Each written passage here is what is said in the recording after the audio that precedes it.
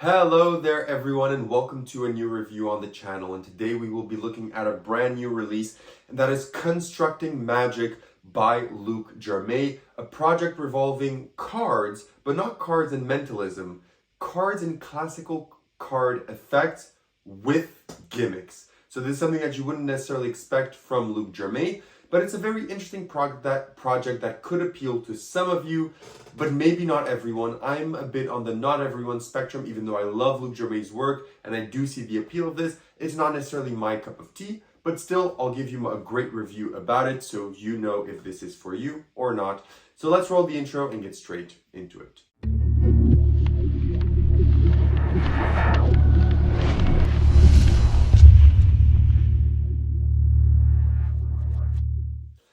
Perfect, so you decide to stick around, which means you're going to want to learn more about constructing magic. So what is constructing magic? Constructing magic is a set of 4 effects that will span over classic effects of magic, such as the homing card, the open travelers, the cannibal cards, and an effect that Luc Jermay calls Cassandra. So it's going to span over those 4 effects, and it will explain to you how they're done, what they are, and how to operate them with the gimmicks that you will have to build. So it's kind of a project, a piece that you're gonna have to piece together, take the time to dissect because it's long, you're gonna have to spend time building it. But if you are into card magic, and especially classic plots in card magic, you will enjoy this. So that is what the constructing magic is. I will not be able to perform any of the effects for you because I've not constructed any of the gimmicks for these effects, because the effects, even though I like some of them, they're not necessarily in my current kind of mood of effects I perform, so I have not decided to practice them and refine them, but I will explain them to you in a moment after I tell you where you buy this and how much does it cost. So first, you're going to buy this at vanishinggame.com. It's available as a download, and it will set you back $29.99 USD. And what do you get with your purchase? You're going to get around 4 hours a video that is going to tell you what every single effect is, how to perform it, how to construct the gimmicks for it, the subtleties behind it, the ideas behind why it was created, and then also a small interview to tell you the thinking, the process, and the changes that were made with the original effects. And the effects that you're going to get is the homing card, which is the classic effect that you know, where you have a few cards and you tell a story that this is the effect of the 5, for example, red card trick, then with a snap, or the 4 red card trick, then with the snap, well, 1 card isn't red anymore, then again, or the cards change, and then you say, look, you know what, we can't do this effect anymore, and then the card that was misbehaving the entire trick is, well, shown to be of a completely different back, okay? So that is one of the effects. The second one is the open traveler. So if you know the traveler plot, he gives you a really interesting way of how to do the traveler plot, where, you know, he's going to say the classic where oh, look, you can't see the card palmed. Look, if I place it here, it travels. So the kind of the invisible palm effect that he calls the open travelers.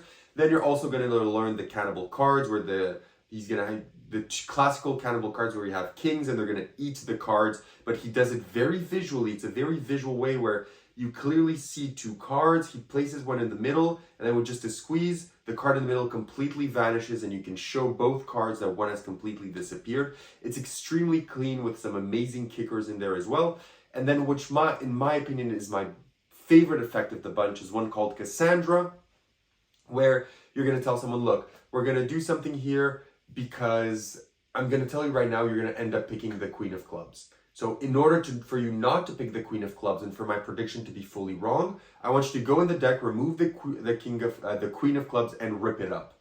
The spectator is going to rip it up, place it in an envelope next to them. So you say, perfect. So now you can't pick the Queen of Clubs, but I'm still going to stick to my prediction. As crazy as it sounds, I'm going to stick to it. So then they're going to proceed to do a process of eliminating cards. They're going to be left to choose 1 card among a few. They're going to take it out, and to their surprise, the card that they take out has a corner missing, and they're like, oh, that's weird. And when they turn it over, it's the Queen of Clubs that they just ripped a moment ago. And when you open the envelope and you tip out what's in the envelope, the card isn't ripped anymore. There's just one piece of the card that falls out from the envelope, and it's the piece that matches the corner of the ripped Queen of Clubs that is now reconstructed in the deck. So that is, in my opinion, the best effect of the bunch, and probably one that I'm actually going to, after,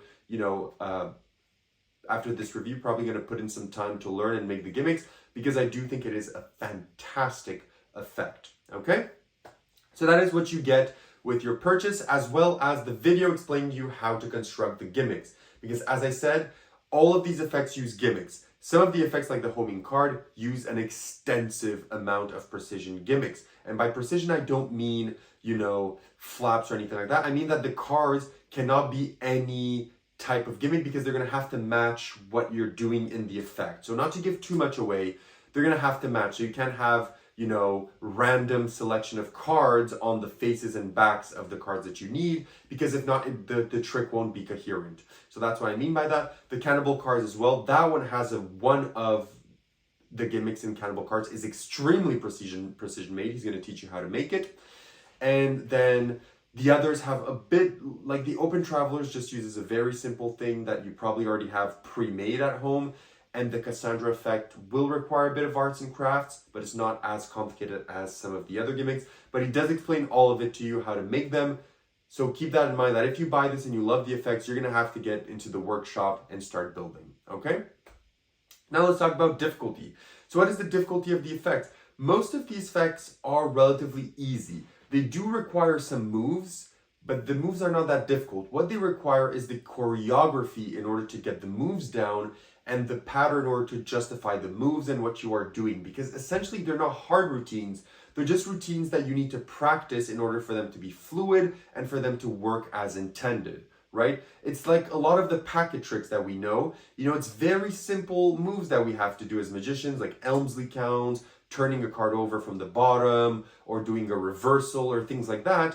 But you need to know the timing of when to do it in the routine, and after what phase and after what point. So that's what you're going to have to learn. So it's not necessarily moves, it's more timings and routining that you're going to have to put time in. In terms of practicality, well, to do these effects, you mostly need a deck of cards and your gimmicks, right? So as long as you have your deck of cards and gimmicks, you'll be able to perform most of the effects. Most of the effects also will have no need for an extensive reset. Some of them will, but some of them won't. In order for table space, most of the effects, except for the homing card, I would say, require table space in order to do this. In terms of examinability, that also changes from routine to routine. Some effects, like the homing card, are not necessarily examinable, but some other ones, like the cannibal cards, are fully examinable. So that is something to keep in mind as well. Okay? Now let's talk about where you perform. So where would you perform these effects? These effects are things that I believe you would perform in a parlor setting or a casual sit-down environment. So these are not routines, except for possibly the homing card. These are not routines that are going to perform going from table to table at a venue, or from table to table at a restaurant, or something as a cocktail party, standing up, anything like that. These are routines that are intended for sit-down performances most of the time, where you can take your time to tell a story and kind of do a thread of storytelling through your routine in order to make the effect the best it could be. So you do have to keep that in mind, that it's not necessarily effects that you're going to be able to perform pretty much anywhere. They will require you to mostly be sitting and have the time to tell a story. Okay? So now that we've covered all of that, let's get into the positives and negatives of constructing magic. So what are the negatives of constructing magic? Well, one of the negatives is, as I said, you'll have to get to building, except some of the effects that require gimmicks that are super simple that you probably have. Some others will require you to get to the X-Acto knife, to the glue, to the Elmer's glue, etc., in order to build the gimmicks that you need. Okay? I would have liked maybe an option like some other things that Vanishing have done, like Reconstruct, where they've given you all the tools that you need to build it, or some other effects where they provide you gimmick extensions for you to be able to just buy the gimmicks that you need for the effect if you don't want it as a download for like $10 more. I do think that would have been a really cool addition, to just have like a gimmick extension pack for $10 or $15, where you can just buy the download with the gimmicks and go straight away into the effects once it gets into your home, instead of building your gimmicks. Because if you're like me and you're terrible at building even the simplest of gimmicks, because you're always like, oh, this is terrible, they're gonna see it, it's not precision made, it's ugly, whatever, then you're not gonna have the best confidence when performing. But even though the gimmick looks nice in your head, it won't ever look nice because you feel you're not good at making gimmicks. So I do think that would have been a cool addition to have. And another negative is that, as I said, these routines are not your typical routines that you're going to workhorse from table to table. These are routines that are going to need specific scenarios in order for you to perform them, except probably the homing card. So having said that, what are the positives? One, you get live performances in the tutorial, which are great. The explanations are great. Luc Jermay is an amazing teacher. Just watching him at work and watching his takes on these classic plots is great. Watching his interviews with Andy explaining his ideas behind these rejuvenation of these tricks is fantastic.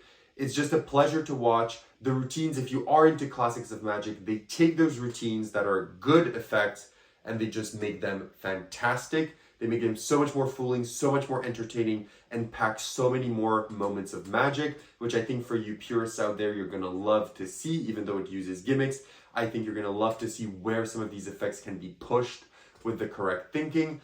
And yeah, that's all I have to say about constructing magic. Would I recommend it? I think if you're a fan of Luc Jermay's work and you're a parlor type magician that has the setting to perform these tricks, I think you need to buy this. If not, so if you're more into Luc Jermay's mentalism stuff, or you're not really into classic card magic effects or into sitting down type environment performer, I wouldn't necessarily recommend this. I don't think you're going to get much out of it, except if you're a really big Luc Jermay fan. I think you're still going to love watching this as if it was a movie for the price that you're paying, because it is still very much interesting to see how he's constructing these routines and pacing and routining them.